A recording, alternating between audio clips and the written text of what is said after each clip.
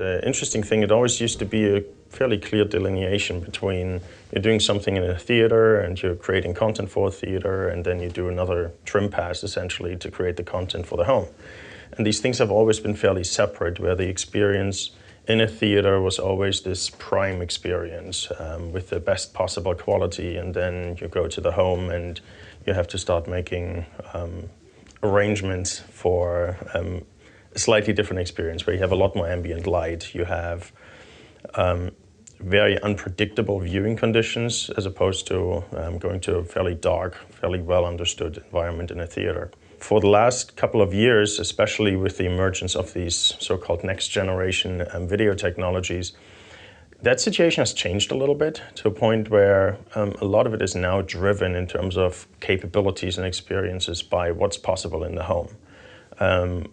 Televisions, consumer electronics displays essentially have a lot more capabilities to what they used to have.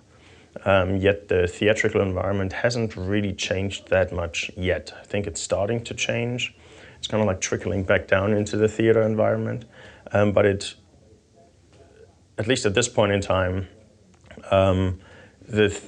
arguably you can get a better experience in the home than you can potentially get in a theater environment. If you just look at the pure technical parameters, I think consumer displays in the home are already a lot more capable than what a lot of the theater projectors are capable of doing today.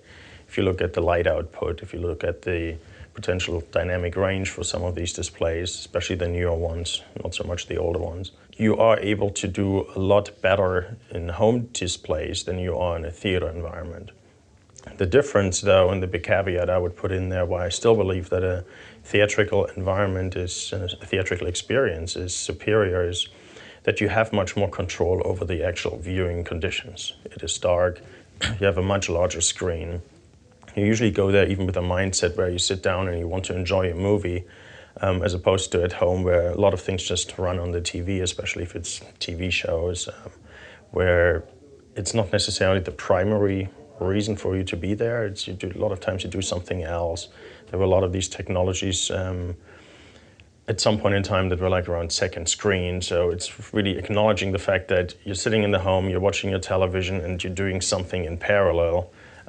Whereas if you go to a movie theater, you sit down, you watch the movie, you enjoy the movie, and you're still getting an incredibly good experience. We're arguably at a point where some manufacturers will keep pushing for more resolution. We've seen already that I think some Japanese broadcasters like NHK are pushing for 8K resolution. I'm not sure that pushing for more and more resolution is really going to significantly benefit the consumer. I think getting widespread adoption of these next-gen technologies, particularly HDR and wide color gamut, is something that we feel is very interesting for consumers.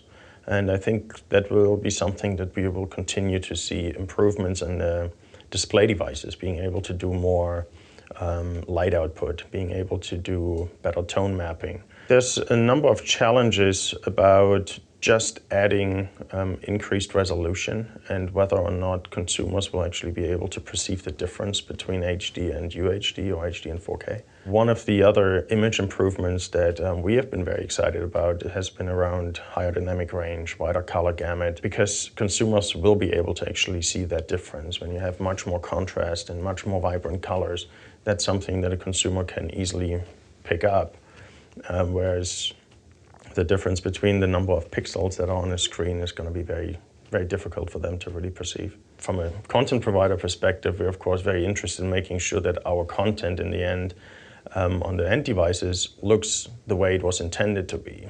And looking at a lot of those devices today, there's a lot of times lots of variability from one TV to another TV, and then you have all these different settings in a TV where your content looks significantly different.